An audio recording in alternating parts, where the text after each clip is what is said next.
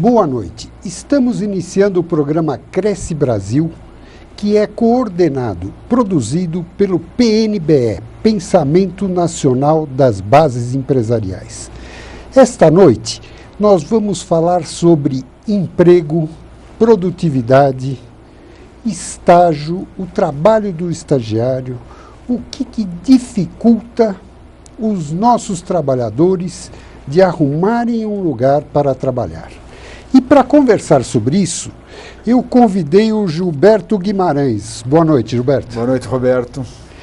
O Gilberto Guimarães, ele é diretor-geral da BPI no Brasil, bem como presidente do Instituto Amigos do Emprego. E também ele é coordenador executivo do PNBE. Gilberto, eu gostaria de começar essa nossa conversa de hoje à noite, você contando para nós o que é esse Instituto Amigos do Emprego. Tem um nome tão bonito assim, Amigos do Emprego, né? É interessantíssimo. Na verdade, a BPI é uma multinacional de origem francesa, de origem europeia, que é especializada em implementação de programas de reestruturação de empresas e de negócio. E ela pegou e desenvolveu toda uma metodologia reforçando o lado humano nesses processos de reestruturação. E para isso ela ficou extremamente competente na gestão de carreira das pessoas. Então a BPI desenvolveu um volume muito grande de processos e de metodologias que buscam reinserção profissional daqueles profissionais que num momento de reestruturação foram demitidos, foram desligados por razões econômicas.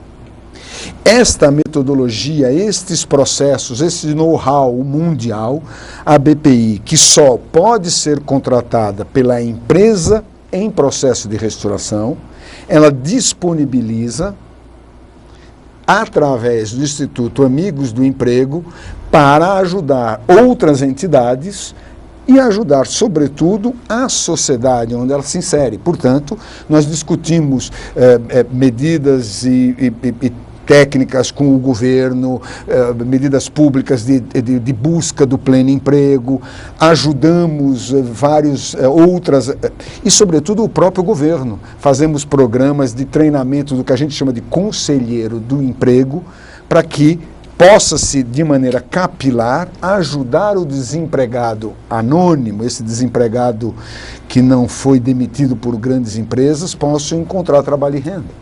Certo, quer dizer que a empresa que você é o diretor-geral, ela tem essa especialidade de assessorar uma companhia que está fazendo uma reestruturação para fazer a alocação dessas pessoas em outros locais, né?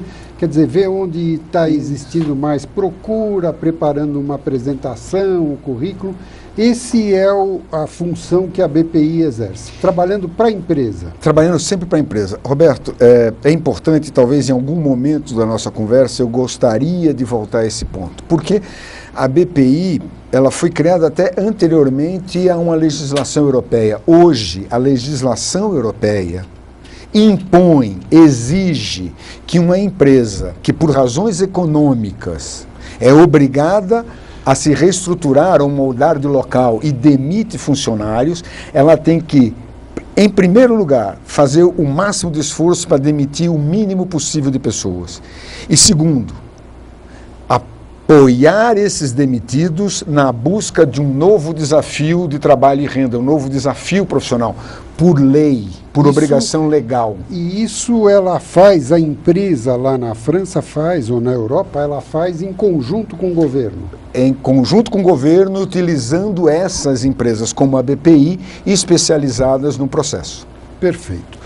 O Gilberto, então esse Instituto Amigos do Emprego, ele tem um objetivo de fazer com que os empregos sejam preenchidos e tenham mais oportunidades de emprego. Esse seria o objetivo do Instituto? O objetivo do Instituto é muito cultural, no sentido de que ele, possuindo metodologias, né, que facilitam a inserção profissional, ele vai ensinar outras entidades, que pode ser do governo, outras ONGs, etc., formando conselheiros que vão multiplicar isso para as pessoas que não teriam acesso a essas metodologias. Fizemos uma parceria interessantíssima, estamos prontos para repeti-la, com o programa Escola da Família do Governo do Estado de São Paulo, que é um programa que pega universitários e paga a escola desses universitários e, em troca, esses universitários trabalham sábado e domingo nas escolas estaduais ou municipais, fazendo uma série de atividades esportivas, culturais e treinamentos para a comunidade no entorno dessa escola. É um projeto magnífico. Ele começou agora, né? Não, começou já desde o governo Alckmin, está sendo reforçado e mantido pelo governo Serra, mas é um projeto já antigo, com frutos e resultados maravilhosos.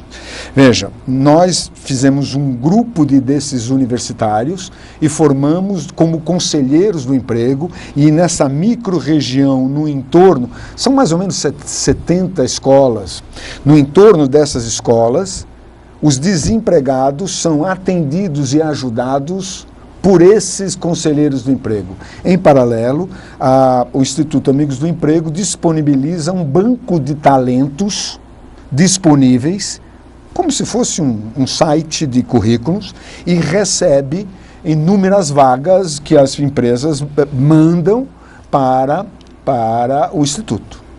Esse trabalho dos universitários é uma coisa realmente fantástica, porque nós estamos usando os estudantes que nós temos no seu período de ociosidade e podendo fazer com que ele ajude as crianças de um nível de escolaridade menor, né, Gilberto? Roberto, é gancho para um tema fantástico que está no momento mais adequado para a gente discutir isso. O Brasil possui uma legislação trabalhista absolutamente anacrônica e uma competência educacional relativamente falha.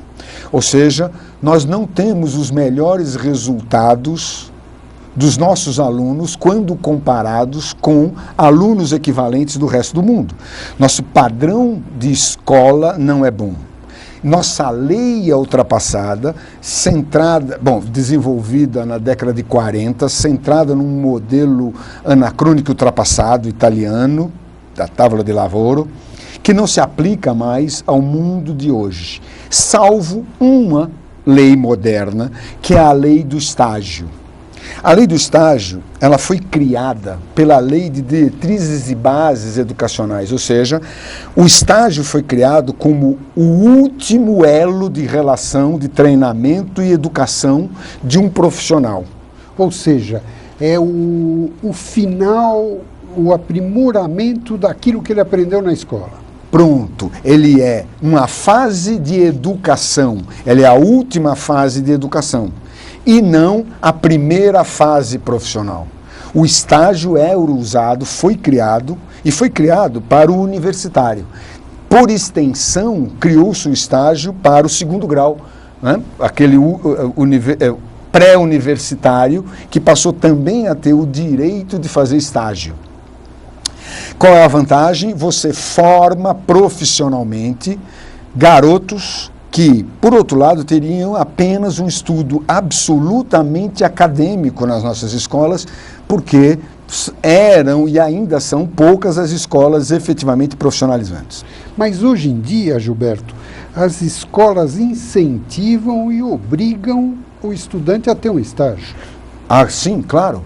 Algumas carreiras são obrigatórias um trabalho final de estágio, ou antes da formatura, ou nos primeiros anos pós-formado. Gente, é a residência médica, é o advogado que passa 2, 3 anos dentro da faculdade fazendo estágio nos escritórios, é um engenheiro que é obrigado a ter um estágio. Você não pode entregar para o mercado profissional um jovem estudante que só fez trabalhos em prancheta. Isso não tem significado prático para a vida profissional. E o Gilberto, o que poderia ser feito para melhorar ou para não piorar o aspecto dos estágios?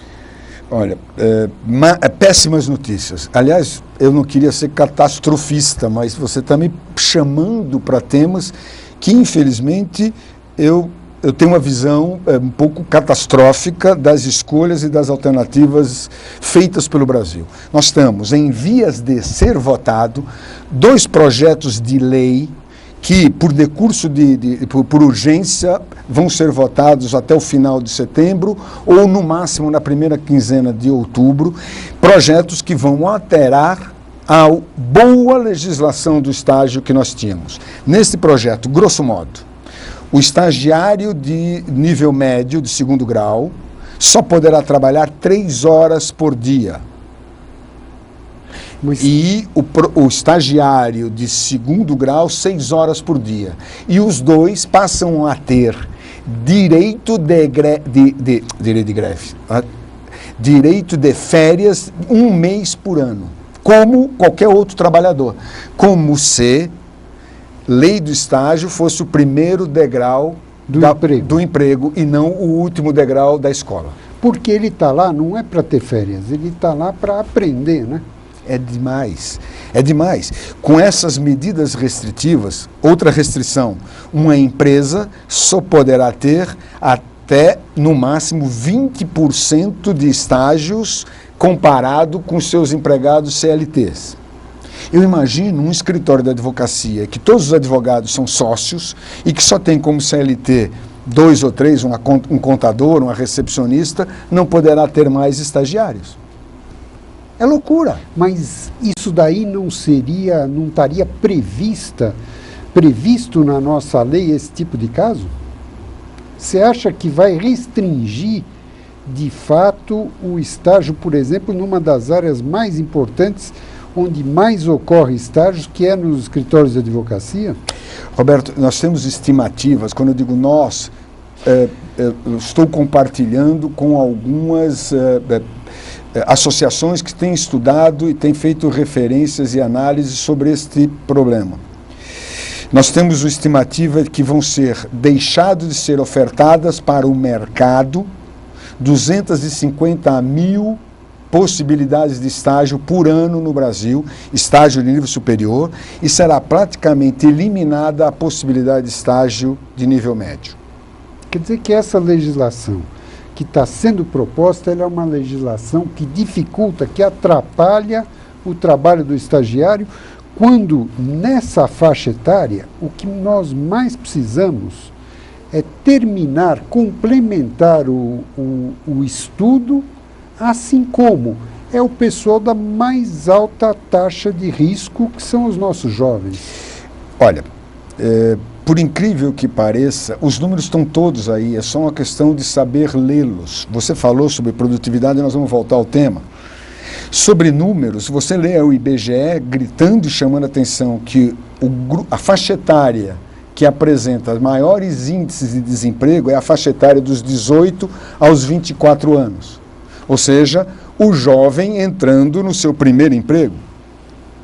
E isso é facilmente percebido e justificado, porque este jovem chega aos 18 anos sem ter tido nenhuma oportunidade de ganhar uma experiência de trabalho real. Porque mesmo a lei do estágio praticamente o impede de trabalhar. Ele é um assistente, ele vê as pessoas trabalharem. Aí eu me lembro de um professor meu que costumava dizer que de ver alguém fazer ginástica, ninguém fica forte. Ou seja, não adianta nada ele ir para o local e ficar vendo, ele tem que trabalhar. Bom, independente disto, quando ele chega aos 18 anos, nenhuma empresa quer dar a primeira oportunidade. E aí depois nós podemos falar também do Estatuto do Menor e do Adolescente, que é outro que cerceia e impede o jovem a entrar no mercado de trabalho. Gilberto, eu acho que o mercado de trabalho é uma coisa das mais fundamentais.